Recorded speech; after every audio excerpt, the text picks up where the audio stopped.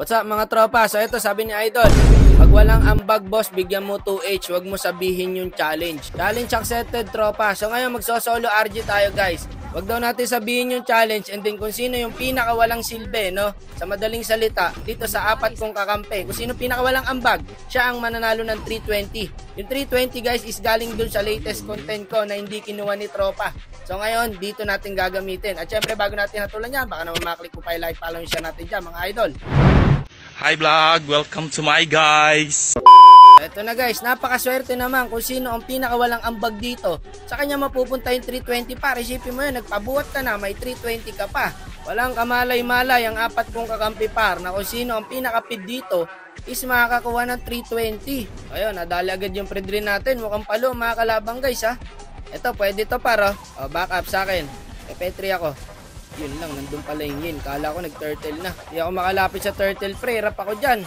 So, eto, tatry nila i-contest. Ayun, nakuha ng predrin mga idol. Bumawi si tropa pre. Ayun, nakapitas pa yung bene natin, no? Kaso patay rin yata siya, guys. Gagaling ng mga kalaban para. Ito, 1v1, no?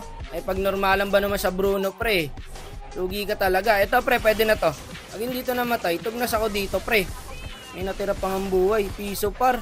Ayun, buti nandun yung Sicilian guys. So eto, top lane ulit guys. Puntahan nga natin, kawawa yung natin par. Yung Claude. Binabantayan ng Mino pre, patay din yung core.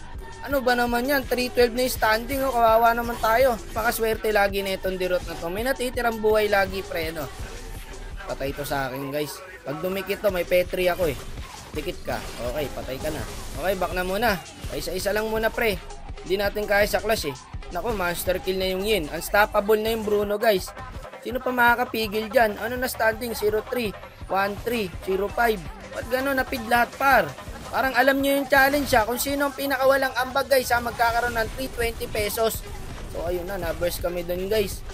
So malalaman natin par. Hindi nila alam pre yung challenge ha. Kita nyo naman.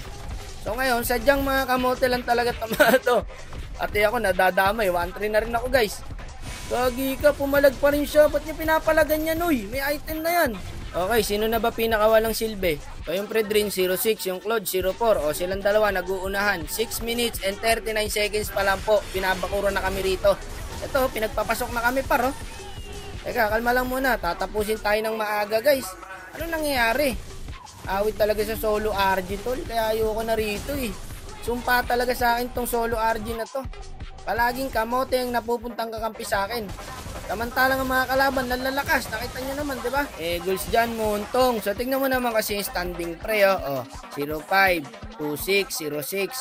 Matutuwa ka ba nyan? Tapos ilang minuto pa lang paro yung mga kalaban nandito na. Binabakuran na kami. Ito, patay to pre. Legendary na yung Bruno. Sino pa makakapatay dyan? Tignan mo yung item ng Bruno. Oh, kita mo, 12-0 yung Bruno par. Kawawa tao sa inyo. Pero focus tayo sa challenge guys. Okay, kung sino ang pinakawalang ambag sa mga kakampi ko, yun po ang mananalo. Siya po ang makakakuha ng 320. Malinis yung pa. Kita mo, pati ako, naaaning na. Hindi ko na rin alam kung anong ginagawa ko dyan pre. Double kill sa yin. Bruno na yan, para kaya kami pataying 5 yan eh. Kahit 1v5. Ang taba na pre. Wala na guys. Mukhang GG na yata kami. Lalak tower na to eh. Hindi kaya pa edipar. May Sicilian eh. Kaya pa mga idol. Sige, kaya pa to. Ito, nahuli ko po. Hindi rin to. Kaya pa to par. Konting dep lang. Dep lang ha. Sicilian natin. Uuwi pre. May minions na parating. Ako, double na yata guys. Wala na. Nahuli pa yung Sicilian natin. GG par. Ang kakati ng mga kalaban. Bakit ganun eh? Walang yan naman. No? Hindi balance. Muntong. Ano to? Ang hirap manalo guys. Kahit i-boost mo siguro 100% mo.